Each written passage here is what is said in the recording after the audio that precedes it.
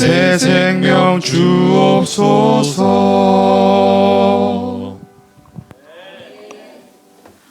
요한계시록은 하나님이 예수님께 주셔서 되어질 일들과 어떤 결론을 가지고 있는 말씀이에요. 네, 요한계시록이 보여준 결론이 분명히 있는데 그 결론과 여러분이 생각하는 그 결론이 똑같을까요? 아니면 어떻게 조금 다를까요? 한번 비교하시면서 요한계시록은 그 전체 주제를 명확하게 드러내고 있다.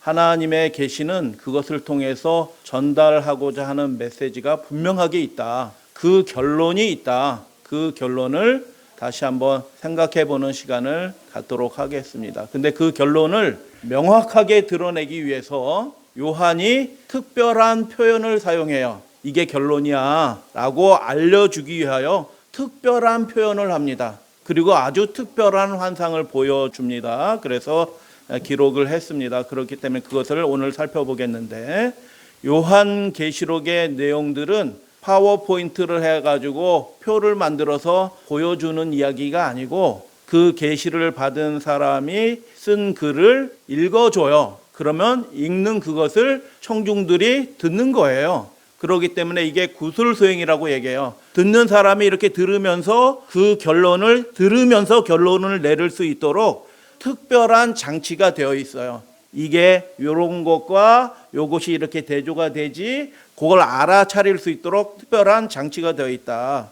전체의 주제와 그 결론을 듣는 사람이 이게 아까 그 얘기네 하고 쉽게 알아차릴 수 있도록, 대조할 수 있도록 특별한 표현들이 사용되었다. 그 대표적인 것이 요한계시록의 결론을 드러내는, 주제를 드러내는 대표적인 표현이 말화되 그리고 성령으로 나를 데리고 라는 이 표현이 함께 기록이 되어서 드러난 곳이 요한계시록에 단 2곳밖에 없어요. 아주 특별한 표현이, 그래서 그 표현이 또 나오네 해서 대조해 보도록 하나님이 그렇게 말씀하셨어요. 그래서 그것과 비슷한 결론부가 표현이 요한계시록 4장에 나와요. 말하던 나팔 소리와 같은 음성이 이르되 이리로 올라오라 라고 말씀하시면서 2절 곧 내가 성령의 감동이 되었다 라고 얘기하면서 실제 그 딱 두 번은 계시록 17장의 첫 번째로 나타나요.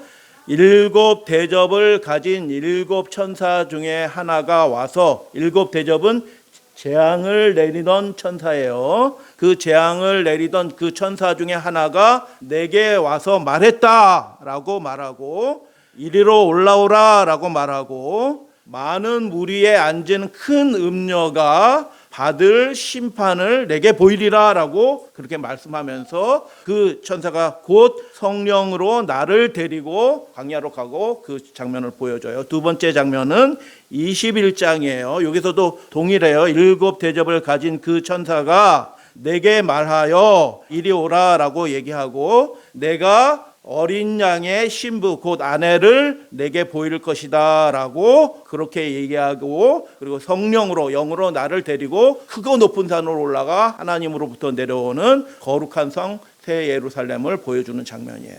그래서 이게 요한계시록의 전체 결론이에요. 모든 사람의 운명이 이것으로 갈라지는 것입니다.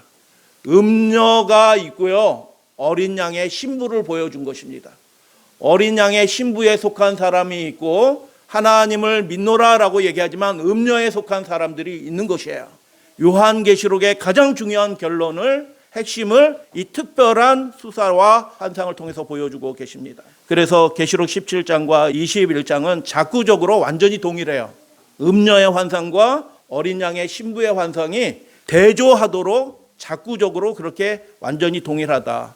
대접 천사 중에 하나가 말했죠. 이리 오라라고, 우리 성경은 좀 다른 표현으로 되어 있지만 문자가 똑같아요. 번역이 다르지만 이리 오라라고 말씀하고 내게 보이리라라고 말씀하시고, 그리고 성령으로 나를 데리고 그 결정적인 장면을 미리 보여주는 거예요.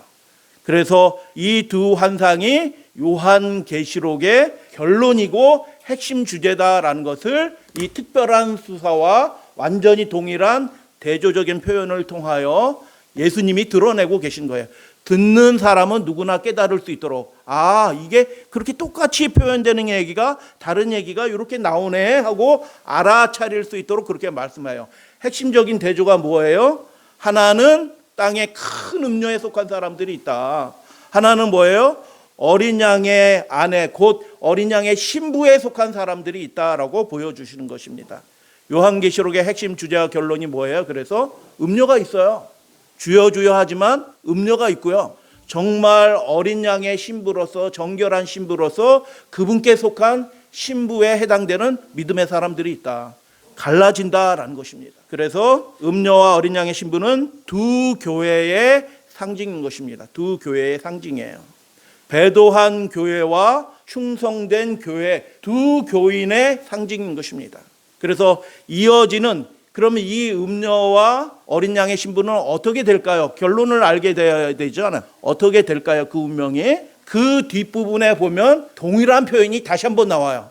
이 음녀와 어린 양의 신부가 그 운명이 어떻게 달라질지 동일한 표현이 다시 한번 또 반복이 되는데, 어떤 사람이 음녀하고 어떤 사람이 어린 양의 신부인가, 무엇으로 그것이 구분이 되는가 라는 것을 결정적으로 그 뒤에 장면에서 보여줘요. 계시록 17장이 음녀의 환상을 보여주고 그 종국의 모습이 계시록 19장 9절 10절로 결론이 내어지고요. 어린 양의 신부가 21장에 나오고 그 결론부가 22장 6절 9절이에요. 한번 비교해서 살펴보도록 하겠습니다. 천사가 내게 말하기를, 그 천사예요, 기록하라 라고 말씀하시고, 어린 양의 혼인 잔치에 청함을 받은 자들이 뭐가 있다?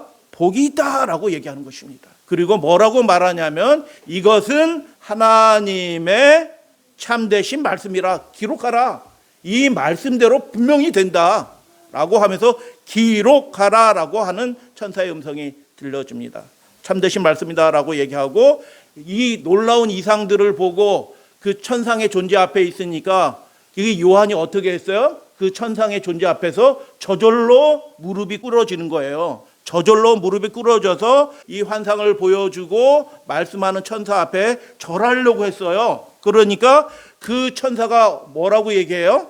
나는 너와 예수의 증언을 받은 내 형제들의 종이다라고 얘기해요. 천사가 높아요? 사람이 높아요? 지금 역할적으로 보면 여기서는 어떻게 해요? 천사들이 이 하나님 나라에 충성되게 살아가고자 하는 그 믿음의 사람들을 섬기는 종으로 보냄을 받았다라고 얘기하면서, 나한테 절하지 말고 삼가 그러하지 말고 어떻게 하라고 말씀해요? 하나님께 경배하라 라고 얘기하는 것입니다. 이는 예수의 증거는 예언의 영이기 때문이라 라고 얘기하고, 어린 양의 신부에 관한 결론 부분에 봐요. 또 그가 내게 말하기를, 이 말씀은 신실하고 뭐하다고요? 참된지라, 이 말씀은 참된 말씀이다 라고 다시 반복을 해요. 그리고 뭐라고 얘기해요? 또 다시 경배하려고 그래요. 요한이 저절로 경배하려고 할 때 그 천사가 다시 한번 또 얘기해요. 보라, 나는 너와 내 형제들의 선지자들과 이 두루마리의 말씀을 지키는 자들의 뭐라고 얘기해요? 종이니 절하지 말고 어떻게 해요? 하나님께만 경배하라라고 그렇게 말씀하는 것입니다. 그래서 음녀 환상의 결론부나 어린 양의 신부 환상의 결론부나 동일한 표현으로, 동일한 결론이 내어지는 것을 보게 됩니다. 그래서 어떤 사람이 음녀에 속하는 사람인가, 어떤 사람이 어린 양의 신부에 속하는 사람인가, 우리 사랑하시는 믿음의 가족들은 신실한 하나님의 종으로 어린 양에게 속한, 어린 양의 신부에게 속한 그런 믿음의 사람이 되어주시기를 주님의 이름으로 당부드려요. 음녀와 신부를 가르는 결정적인 태도 두 가지를 결론부에서 보여주신 거예요. 그게 뭐예요? 첫 번째, 하나님의 참된 말씀에 순종하는가라는 것입니다. 사람의 말에 순종하지 않고, 국가가 시키는 대로 하지 않고, 하나님의 진실한 참된 말씀에 순종하는 사람인가에 따라서 음녀와 신부가 구분이 되는 것입니다.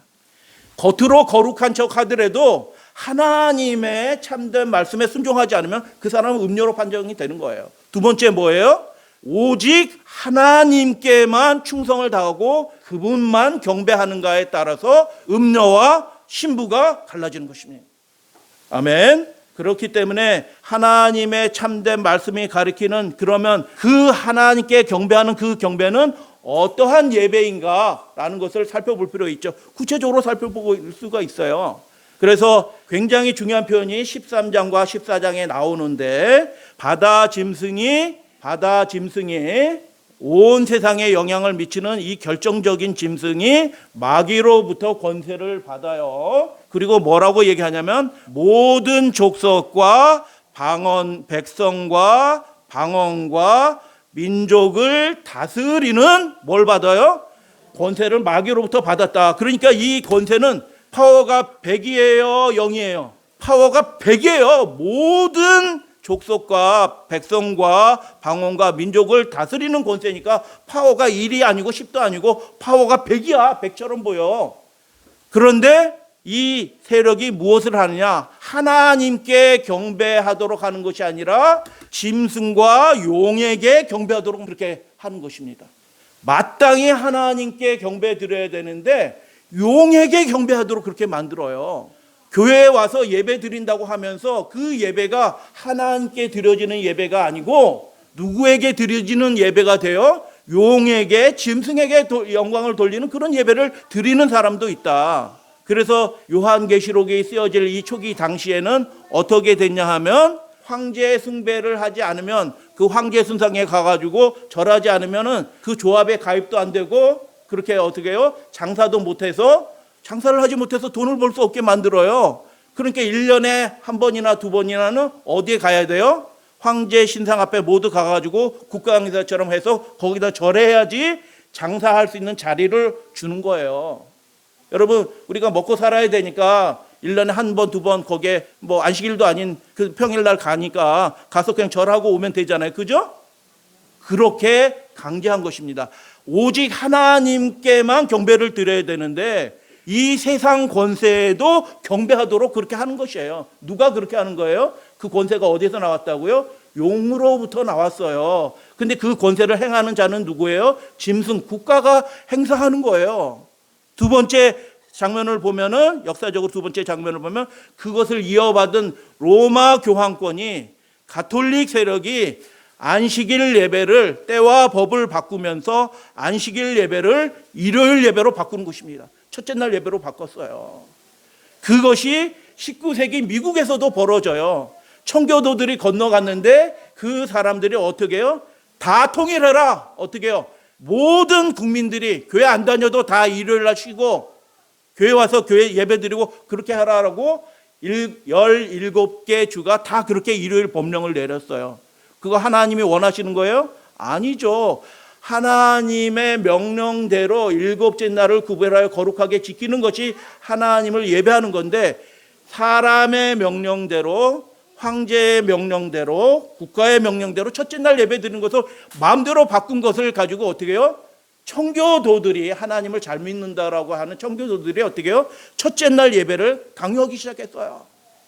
여러분, 그런 일들이 우리나라에서도 종류는 다르지만 벌어졌어요. 일제시대 때 어떻게 해요? 학교 가면 초등학교 아이들이, 요만한 아이들한테 어떻게 해요? 학교 모든 행사가 시작하기 전에 저쪽 천황이 있는 그 동쪽 도쿄를 향하여 어떻게 해요? 다 경건하게 서서 궁성요배 사진 보여드렸죠? 허리를 90도로 딱 꺾어가지고 궁성요배 절하도록 그렇게 시키는 것입니다. 이렇게 딱. 그럴 때 우리 믿는 학생들은 어떻게 해야 될까요? 학교에서 그냥 시키는 거니까, 선생님들이 시키니까 궁성요배하고 동쪽을 향해서 이렇게 절해야 돼요. 여러분, 교회에서도 그걸 시켰어요. 일제가 교회에서도 모든 예배를 시작하기 전에 천황이 있는 그곳을 향하여 어떻게 해요? 절하도록 시켰어요. 해야 되나요? 근데 여러분, 안 하게 되면 어떤 일이 벌어진 줄 아십니까? 초등학교 어린아이가 나는 예수님을 믿는 사람인데 어떻게 천황한테 이렇게 꼬박해서 전하느냐. 안 하고 있으니까 표시가 나야 안 나요? 다른 애들은 다 구부리고 있는데 이 아이만 벌떡 이렇게 서 있는 것입니다. 그러니까 선생님, 너 일로 와. 왜 안 해? 저 예수 믿으니까 저는 절할 수 없습니다. 그러니까 그 선생님이 어떻게 해요? 손바닥을 이렇게 해가지고 힘을 다해서 그 요만한 아이의 이 얼굴을 그냥 내려치는 것입니다. 코피가 터지고 입안이 터지고 다 터져서 집으로 돌아옵니다. 여러분, 예수님께만, 하나님께만 경배를 올려드려라 라고 요한계시록은 결론부에 그렇게 말하는 거예요. 지금 파워 백인 용으로부터 받은 이 세상 권세들은 어떻게 해요? 하나님께만 경배드리지 않고 어떻게 나도 좀 경배 받아야겠다. 내 말도 들어라 라고 하는 것이에요. 그래서 그 입이 다 터져가지고 코가 터져가지고 돌아온 그 아들을 보고 아버지가 장로님이셨어요. 뭐라고 그랬게요? 너 어쩌다 이렇게 됐냐? 여차여차해서 제가 선생님한테 맞았습니다. 이렇게 얘기하니까 그 아버지가 뭐라고 얘기해요? 하나님 감사합니다. 이렇게 기도했대요. 하나님 감사합니다. 이 아이가 예수님께 신실한 믿음의 사람이 되게 해주셔서 너무너무 감사합니다. 라고 했대요. 신사참배도 아니고 궁성요배예요. 궁성요배. 학교에서 그냥 하는 그거. 교회에서도 시키는 그거. 근데 용은 어떻게 해요? 나도 좀 경배 받아야겠다 하고 그 하나님을 신실하게 믿는 그 사람들의 믿음을 강제해서 거꾸로 드리려고 그렇게 하는 것입니다. 그분이 자라서 목사가 되어 사랑의 원자탄 손양원 목사예요. 여러분, 어느 시기에나 용은 하나님을 참되게 경배하는 그 일을 어떻게 해요? 방해하고 무너뜨리려고 그래요. 그 믿음을 무너뜨리려고 해요. 그래서 신실한 어린 양의 신부가 되지 못하게 하고 뭐하게 하려고 그래요? 음녀가 되도록 세상 권세를 이용하여 그렇게 하는 것입니다. 이 마지막 시대에도 하나님의 계명, 하나님의 권세예요. 그분의 명령은 10계명은 하나님의 권세인 것입니다. 하나님의 그 권세에 도전하는 국가 법령이나 명령들이 이렇게 시행이 되고 있어요. 예배의 자유를 하나님을 자기가 원하는 방식대로 예배하는 그 예배의 자유를 침해하는 행정명령, 그거 뭐 하는 거예요? 그 권세가, 그 명령이 어디서 왔을까요? 용으로부터 온 거예요. 마귀 사탄으로부터 온 거예요. 그런 일이 막 벌어지는데 많은 교인들이 어떻게 해요? 아무 생각 없이 시키는 대로 다 하는 것입니다. 시키는 대로 다 해요. 그런데 14장에 요게 4가지 부류의 사람이 나오죠. 모든 족속과 백성과 방언과 민족을 다스리는 권세를 받으니라고 얘기하는데 이게 대조하라고 그 똑같은 자꾸적으로 똑같은 표현을 하나님이 대조해봐. 결론은 이거야 라고 하나님이 그렇게 보여주시고 기록하게 하신 거예요. 다른 천사가 공중에 날아가는데 여러 민족과 족속과 방언과 백성에게 전할 영원한 복음을 가졌더라라고 얘기해요. 여러분, 우리가 용의 권세, 국가의 권세를 따르는 사람이 되어 이 영원한 복음, 하나님이 보내신 그 영원한 하나님의 말씀과 복음에 순종하는 사람이 되어야 되겠어요? 당연히 하나님의 말씀에 순종하는 사람이 되어야 되는 거죠. 그 뒤에 뭐라고 얘기해요? 그가 큰 음성으로 이르되, 여러분 영원한 복음이 뭔지 가장 기본적인 걸 아셔야 돼요. 영원한 복음을 굉장히 신학적으로 얘기하고 그렇게 하기 전에 성경 말씀에서 영원한 복음이, 이 계시록에서 영원한 복음이 뭘 말씀하는지 알아야지 그게 내게 복음이 되는 거예요. 그 영원한 복음을 가졌다라 얘기하고 외치는 기별이 뭐예요? 그가 큰 음성으로 이르되 하나님을 두려워해야 된다. 하나님을 두려워해야 된다. 세상 권세 두려워하지 마라. 맞을 거 두려워하지 마라. 경제적으로 손해보들 거 두려워하지 마라. 두려워할 분은 오직 누구밖에 없으시다? 하나님밖에 없으시다라고 그 외치는 거예요. 이게 복음인가요? 뒤를 보시면은 그게 복음이에요. 그에게 영광을 돌리라. 이는 그의 심판하실 시간이 이르렀음이니. 하나님이 뭐 하신다는 거예요? 심판하신다. 심판하신 이유는 뭐예요? 상 받을 자 상 주시고, 할렐루야 아멘. 벌 받을 자 벌 받게 하시는 하나님의 대권을 하나님이 시행하실 거다라고 말씀하시는 거예요. 그래서 어떻게 해야 되냐? 하늘과 땅과 바다와 물들의 근원을 만드신 이를 경배하라라고 이렇게 얘기하는 거예요. 그리고 이 네 부류 민족, 족속, 방언, 백성이라는 말은 15장 3절에도 나오고 21장 5절에도 이렇게 나와요. 그런데 이 나오는 표현이 뭐예요? 15장에서 뭐가 나와요? 그들이 죽은 것처럼 보여요. 어린 양의 군대 14만 4천으로 되어 있는데 그들이 순교하는 것처럼 보여요. 근데 15장에서는 어떻게 해요? 그들이 노래하고 있어요. 고자 앞으로 나와서 그 유리바다 위에서 노래하고 있어요. 죽었는 줄 알았는데 죽지 않았어요. 어떻게 된 거예요? 여러분, 죽은 사람도 다시 살릴 수 있는 권세를 누가 가지고 계셔요? 창조주 하나님만 가지고 계신 것입니다. 그분이 다시 살려내는 것입니다. 죽는 것은 잠자는 거예요. 세상 권세 두려워하지 마라. 이 세상 권세가 파워 100인 것처럼 보이지만 죽은 자도 다시 살리시는 하나님의 그 전능하신 권세 앞에서는 그게 파워가 0이다. 믿으시게 되기를 바랍니다. 그리고 21장 5절에 보니까 어떻게 해요? 여러분, 야, 하나님이 이런 일을 하시네 하고 찬양하는 장면이 21장 5절이에요. 어떤 분이셔요? 만물을 새롭게 하시는 것입니다. 만물을 새롭게 해요. 어떻게 새롭게 해요? 그분이 창조주 하나님이시니까 이 만물을 다시 한번 세팅을 싹 새롭게 하시는 거예요. 누구를 위해서 그렇게 하시는 거예요? 어린 양의 신부에 속한 그 사람들이 영원히 살 수 있는 정말 아름다운 세상으로 다시 만들어주시는 그 장면이 21장 5절에 할렐루야 하면 복음인 것입니다. 복음. 그래서 계시록의 결론이 어떻게 된다고요? 두 부류의 교회로 나눠진다. 음녀에 속한 교회가 있고 어린 양의 정결한 신부로 속하는 성도들이 있다. 근데 무엇으로 구분이 되느냐? 두 가지로 구분이 된다. 하나는 하나님의 참된 말씀에 순종하느냐. 그리고 두 번째는 하나님께만 올바른 경배를 올려드리느냐. 그거에 의해서 결정이 된다. 그 사람이 왕이나 왕족이나 장군이나 이렇게 유명한 부자나 유명한 사람들이냐 이런 거에 결정이 되지 않는다. 그건 아무런 쓸모가 없다. 하나님이 평가하시는 것은 순종이다, 순결이다라고 그렇게 말씀하시는 거예요. 그래서 이 결정적인 장면을 보여주시고 여러분 사람의 계명으로 사람의 명령으로 예배 드리는 것의 대표적인 것이 뭐예요? 첫째 날 예배예요. 첫째 날 예배.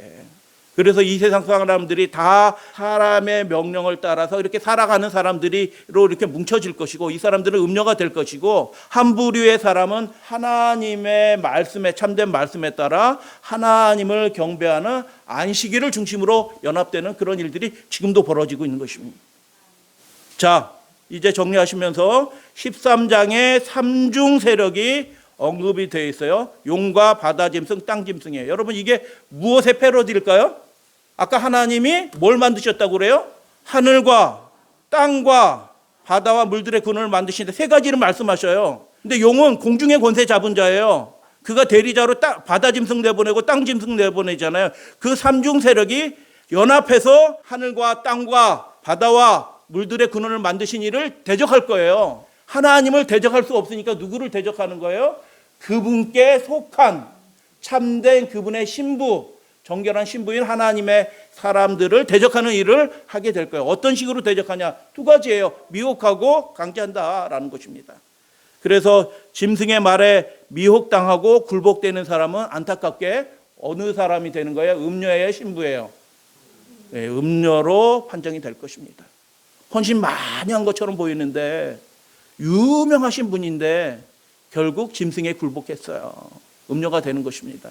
그래서 말하는 권세를 받아요. 하나님만 말씀하는 게 아니라 그 음녀도 그 짐승도 말하는 권세를 받아서 42달 입을 벌려서 하나님을 대적하고 내 말 따라라고 그렇게 얘기하는 거예요. 말을 해요. 그들도. 두 번째는 뭐예요? 경배에 관한 문제잖아요. 하나님만 경배하라고 19장 22장에 그 결론부에서 그렇게 말씀하는데 이 13장에서 뭐예요? 용과 짐승에게 경배하도록 그렇게 강요하잖아요. 첫째 짐승에 경배하고 짐승의 우상에게 경배하도록 그렇게 강요하는 거예요. 그 짐승의 우상이 뭐라고요? 하나님을 온전하게 예배하는 그것에 그 하나님의 대권의 계명에 침해하는 행정명령, 법령, 뭐 이런 거, 궁성요배, 뭐 이런 신사참배 모든 것이 다 짐승과 그 우상에게 경배하도록 하는 그 적그리스도적인 어떻게 해요? 음녀에 속하게 하는 그런 명령인 거예요. 그때 여러분 우리는 어떻게 해야 되나요? 선생님이 때리고 그러니까 저 잘 못 들었어요 하고 이렇게 절해야 되나요? 선택해야 된다는 것입니다. 죽게 되었던 상처가 나았어요. 이 머리 하나가 잘려졌는데 어떻게 해요? 죽을 줄 알았거든요. 머리 하나가 탁 잘려져 피가 콕콕 쏟아지는데 이제 짐승이 죽겠구나 했는데 안 죽고 다시 살아나요. 그게 무슨 뜻이에요? 이 짐승은 불사의 존재처럼 보여요. 그래서 세상 모든 사람들이 어떻게 해요? 그 짐승을 따르고 경배해요. 안 죽는 존재처럼 보여요. 그 질서에 순응해야 살 것처럼 보여요. 안 죽어. 근데 정말 안 죽나요? 이 뒷부분에 보여주시잖아요. 19장 이후로 보여주시잖아요. 그 짐승을 불 가운데 넣어가지고 완전히 소멸시켜요, 하나님은. 그런데 당장 눈앞에는 어떻게 해요? 안 죽는 것처럼 절대 권세를 가지고 있어요. 파워가 몇이라고요? 이 세상 권세가? 파워가 100인 것처럼 보여. 근데 하나님이 심판하시면 어떻게 해요? 그 파워가 0이 되는 것입니다. 42달 권세를 행하다가 죽게 된 상처가 다시 낫고 온 세상을 다 지배하고 그 자신의 계명, 사람의 계명, 그것을 강요하는 존재가 누구일까요? 작은 뿔이에요. 로마 가톨릭이에요. 그래서 짐승을 경배한 자와 하나님만을 경배한 자 사이에 어떤 차이가 발생하는가, 이 결론부에 보여주실까요? 당연히 보여주시죠. 당연히 보여주셔요. 용과 짐승에게 경배하는 자들은 어떻게? 14장 짐승과 그의 우상에게 경배하고 그의 이름의 표를 받는 자는 누구든지, 그게 목사든지 당회당인지 유명한 선교사이든지 아무 상관없이, 왕족이든지 상관없이 누구든지 밤낮 쉼을 얻지 못하리라. 그리고 7 대접 재앙이 쏟아지는 장면이에요. 16장. 누가 재앙을 받고 하나님의 진노를 받아요? 짐승에게 경배하던 그 자들에게 사람의 명령에 따라서 첫째 날 예배 드리든지 신사참배를 하든지 뭐 이렇게 해서 국가의 명령을 따르고 타락한 교회의 명령을 따르는 그 경배하는 자들에게 악하고 독한 종기가 나고 진노를 받는 것입니다. 그리고 어떻게 결과적으로 종국에는 어떻게 돼요? 19장 20절 짐승과 파워 100인 것처럼 보였던 완전한 권세를 가진 것처럼 보여요. 안 죽어 불사의 존재처럼 보이지만 결국 하나님이 어떻게 하셔요? 짐승과 거짓 선지자와 짐승의 표를 받고 그 우상에게 경배하던 그 자들을 다 어떻게 해요? 유황불 붙는 못에 던져서 소멸시키는 일을 하십니다. 그리고 어떻게 해요? 하나님께 경배하는 사람들은 어떻게 해요? 보니까 심판하는 권세를 받았고 그 하나님께 경배하는 자들 심판하는 권세를 받는데 그 사람들이 어떤 사람이냐? 또 내가 보니 세 번째 줄 예수의 증거와 하나님의 말씀 때문에, 예수의 증거 때문에 고난을 받은 것입니다. 하나님의 말씀, 하나님의 계명 때문에 목배임을 당한 것입니다. 순교를 당한 거예요. 뺨을 안 맞아도 되는데 뺨을 맞고 입이 다 터져서 돌아오는 거예요. 하나님의 계명 때문에. 안식일 예배 때문에 순교를 하는 거예요. 경제적으로 손해를 봐요. 직장을 제대로 구할 수 없는 형편에 한동안 놓이고 고민하게 돼요. 그런데 예수의 증거를 사랑하고 하나님의 계명을 순종하는 것을 기뻐하는 그 사람들이 목배임을 당할지라도 어떻게 해요? 그 뒤에 그 우상에게 경배하지 않고, 그게 경배하지 않는 거잖아요. 그의 우상에게 경배하지 아니하고 그들의 이마나 손에 그의 표를 받지 아니하는 자들이 어떻게 됐다고요? 살아서. 이게 하나님의 권능인 것입니다. 안 죽어요. 죽은 것처럼 보이지만 죽지 않아요. 이 세상에는 무명한 자처럼 보였지만 그가 하늘에서 존귀한 존재로 대접받을 것이다 라고 그렇게 예수님이 이 환상의 결론을 통해서 보여주신 것입니다. 믿으시게 되길 바랍니다. 그들이 죽지 않았어요. 그들이 살아났어요. 그게 하나님의 권세고 그게 영원한 복음인 것입니다. 창조주 하나님이 그들의 아버지가 되셔서 그들의 눈물을 씻겨주고 영원한 생명으로 그들을 존귀케 하는 그런 일을 해주시겠다라고 보여주시잖아요. 결론부에서. 여러분, 우리가 음료에 속한 사람이 될 것인가요? 아니면 어린 양의 신부가 속한 사람이 될 것인가는 스스로 결정하는 거예요. 무엇에 의해서 결정하는 거예요? 하나님의 참된 말씀에 순종하느냐, 그리고 그분께만 경배하느냐에 따라서 구분이 완전히 달라지는 거예요. 더불어 1000년 동안, 예수님과 더불어 1000년 동안 왕노릇하니 이는 첫째 부활이라 라고 그렇게 얘기하는 거예요. 그래서 여러분, 하나님께만 경배하는 사람이 하나님 앞에 존귀함을 받고 그가 영원한 생명을 누리게 될 것이다 라고 말씀하는 거예요. 여러분, 요한계시록의 핵심 주제와 결론을 특별한 표현으로 말하되 성령으로 나를 데리고 라는 표현이 딱 2번밖에 안 나와요. 알아차리라 라고 얘기하는 거예요. 알아차려서 어떻게 해요? 믿음을 행사하라. 짐승에게 굴복하지 말고 국가에 굴복하지 마라. 어린 양의 신부에 속하라 라고 초청하는 것입니다. 음료와 신부가 완전히 구별이 된다. 그래서 이 특별한 수사가, 이게 요한계시록은 어떻게 전달이 됐다고요? 파워포인트로 도표 만들어서 전달됐다고요?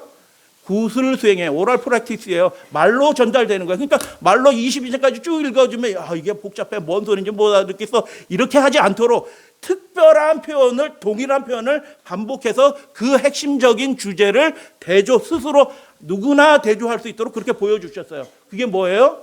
말하되 성령으로 나를 데리고 해요. 나팔 소리와 같은 음성이 말하잖아요. 예수님의 음성이에요. 이리로 올라오라, 이후에 마땅히 일어날 일들을 내게 보이리라 라고 말씀하잖아요. 보여주시는 거예요. 말씀하신 대로 되는 거예요. 여러분을 사랑하시는 예수님께서 하늘 신부에 속하라고 우리들을 초청해 주신 줄로 여러분 믿으시게 되길 바랍니다.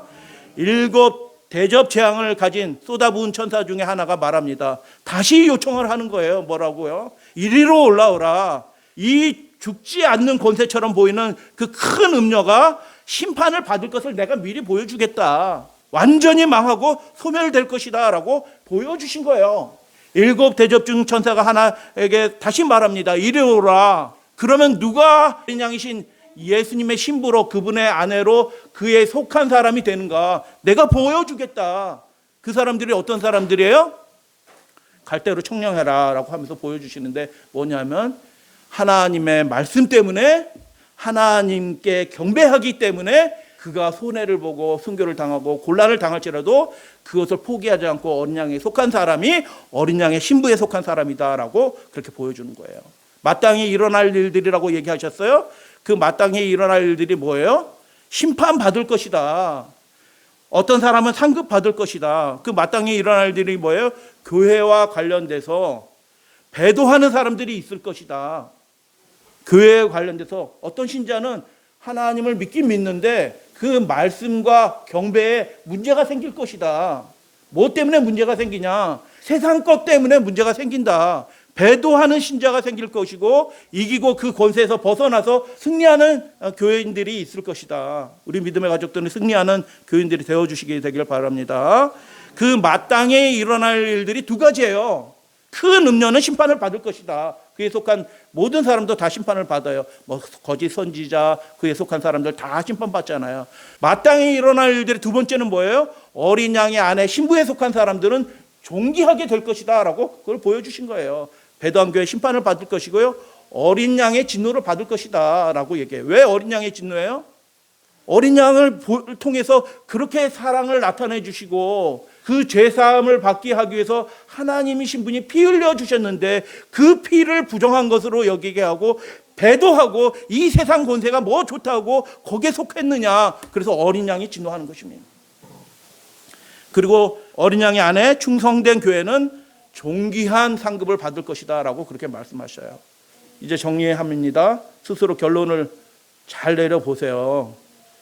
무엇을 기준으로 음녀와 신부가 구별이 돼요? 2가지잖아요. 참된 하나님의 말씀과 뭐 칼빈이 이렇게 했더더라, 어느 우리 목사님이 이렇게 얘기해요. 그런 소리 하지도 말지어다. 하나님의 참된 말씀, 진실한 말씀에 의해서만 구분이 되는 거예요. 누가 이렇게 얘기했더라, 그런 소리 하지 말지어다. 보여주신 대로 될지어다 라고 예수님이 보여주신 것입니다. 2번째는 뭐예요? 하나님께만 경배하는지에 따라서 구분이 되는 것입니다. 세상에 굴복하지 마시고, 경제적인 이유 때문에 굴복하지 마시고, 자기 욕심 때문에 세상에 미혹당하지 않으시는 그 참된 하나님의 사람들이 어린 양의 신부, 아내로 구별된 사람으로 하나님께 드려지는 것입니다. 그래서 그 경배가 어떤 경배인지 7째 나팔이 불려지고 용과 양이 보여져요. 7째 나팔이 불려지고 바로 세상 끝나는 게 아니고 잠깐 막간이 있어요. 굉장히 긴 막간이 있어요. 하늘 전쟁에 용의 편에 선 사람이 있고 양의 편에 서는 사람으로 구분이 돼요.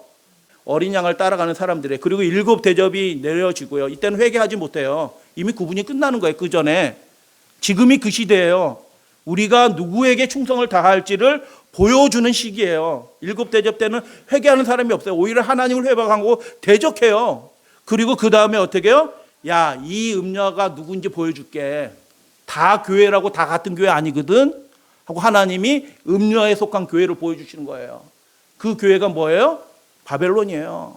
첫째 날 예배드리는 그 교회를 중심으로 해서 연합된 그 교회가 음녀로 하나님이 보여주시는 거예요. 우리 교회 좋은 교회인데, 우리 목사님 훌륭하신 목사님인데, 그런 소리 하지도 마세요. 하나님은 그분의 참된 말씀과 참된 경배에 의해서 갈라진다고 말씀하셨어요. 그래서 음녀의 정죄를 17장에서 보여주고 음녀가 받을 심판을 18장에서 보여줘요. 음녀가 어떻게 돼요? 죽지 않는 그 바벨론의 권세를 어떻게 해요? 하나님이 하루아침에 망하게 하시는 것입니다. 할렐루야 아멘. 18장이 나오잖아요. 일시간에 하루아침에 하루 동안에 망하게 하시는 그 죽지 않는 권세처럼 보이는 그 권세가 1000년을 넘게 2000년을 지배했던 그 권세가 하루아침에 하나님이 그 권세를 심판하시는 일들을 보여주셔요. 내가 보여준다 이렇게 말씀하셔요. 그 다음에 어떻게 해요? 심판하신 다음에 무엇이 등장해야 돼? 이제 어린 양의 신부가 등장해야 되잖아요. 그게 계시록 19장 11절부터 내가 보니 해서 7 환상이에요. 7 대접의 절정의 순간에 뭐가 보여? 음녀, 내가 음녀 보여줄게. 하나님의 진노를 받는 그 음녀 내가 보여줄게 하고 7 대접의 끝부분에 하나님이 예수님이 음녀 보여주시고요. 내가 그 하늘로 올라가는 그 하늘 환상, 악이 소멸되고 영광스러운 하나님의 영광이 비춰지는 그 장면 맨 마지막에 어떻게 해요? 어린 양의 신부인 새 예루살렘을 예수님이 보여주셔요. 그 절정으로 보여주시는 거예요. 무엇을 기준으로 음녀와 신부가 구별된다고 말씀을 드렸어요? 그것을 알아차리라고 계시록에서 계속 중요한 표현들을 하는 거예요. 정말 중요한 표현들을 하는 거예요. 운명이 갈라지고 있거든요. 지금 세상 것 때문에, 이 사소한 것 때문에 운명이 갈라지고 있어요. 하늘 성전 위에서 보여요. 심판은 어디서 해요? 하나님 성전에서 그 보좌 앞에서 하잖아요. 그래서 계시록 11장 19절에 하늘 성전이 열려서 보여져요. 그리고 15장에서 다시 성전이 열려, 하늘 증거장막 성전이 열려요. 이미 끝난 거예요. 그때는 거기서 대접 재앙을 받고 있는 천사가 뛰쳐나와서 이제 땅에 쏟아붓잖아요. 재앙들을 쏟아. 그때는 이미 끝난 거예요. 이 하늘 성전이 열리고 닫히기 전까지 그 사이에 우리가 운명이, 모든 사람의 운명이 다 결정이 되는 거예요. 첫 번째 하늘 성전이 열릴 때 보여주신 게 뭐예요? 이에 하늘에 있는 하나님의 성전이 열리니 하나님의 성전 안에 뭐가 있어요? 음녀와 신부가 나눠진다. 이게 계시록의 절정이고 핵심이다라고 말씀하시면서 무엇으로 결정이 되는지 그 성전을 열어서 그 지성소를 보여줬는데 그게 하나님의 뭐가 있어요? 그 안에 언약궤 안에 뭐가 들어있어요? 십계명이 들어있는 것입니다. 이것에 의해서 음녀와 신부가 구별이 된다. 주여 하지만 음녀가 되는 사람이 있고 정말 고난 가운데서 겸손히 어린 양에게 속한 순결한 신부가 있을 것이다 라고 그렇게 구별되는 거예요. 증거장막 성전이 다시 한번 열리죠. 그때 무엇을 보여주셔요? 하늘의 증거장막의 성전이 열리며 7 재앙을 가진 천사가 성전으로 나와서 하나님을 올바로 참되게 경배하기를 거절한, 하나님의 참된 말씀에 순종하기를 거절한 이 세상 권세와 그 속한 사람들을 하나님이 심판하시는 장면이 이어지는 것입니다. 끝내실 것을 보여주신 거예요. 하나님은 강하신 분이십니다. 할렐루야 아멘.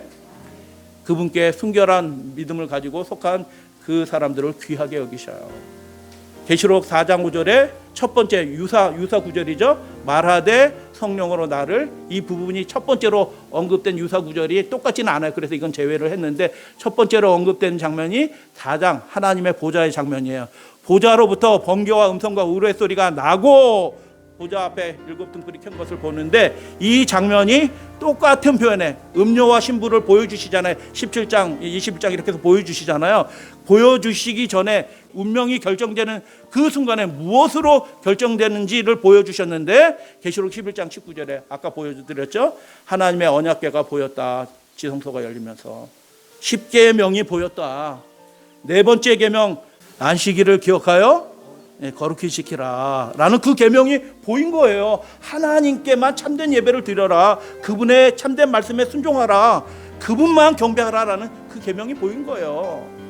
그리고 똑같이 번개와 음성과 우레소리. 여러분, 하나님의 보좌 앞에 뭐가 있다고요? 하나님의 언약궤가 있어요. 그분 앞에서 그 언약의 계명에서 음녀와 신부가 완전히 구분이 된다라고 그렇게 보여주신 거야. 그래서 하나님의 계명에 따라 살아가는 사람이, 순종하는 사람이 어린 양의 신부야. 그 신부는 10계명에 따라 살아가는 사람들이에요. 세상 명령과 어느 목사가 하찮은 그 목사가 뭐예요? 60, 70 살다 죽을 하나님의 말씀도 제대로 모르는 그 목사 말이 아니고 하나님의 참된 말씀 10계명의 그 명령에 따라 순종하며, 인정하며가 아니고요, 순종하며 살아가는, 그리고 참된 경배를 하는 그 사람들이 어린 양의 신부로 인정을 받을 것입니다. 이게 요한계시록의 결론입니다. 이게 요한계시록의 핵심 주제예요. 읽는 자는 누구든지 깨달아 알 수 있도록 계속하여 대조해서 반복해서 보여준 게 뭐예요? 이 장면이에요. 누가 음녀고 누가 어린 양의 신부냐? 어린 양의 신부는 복이 있을 것이다 라고 말씀해 주시고 보여주신 대로 그렇게 될 줄로 여러분 믿으시게 되길 바랍니다.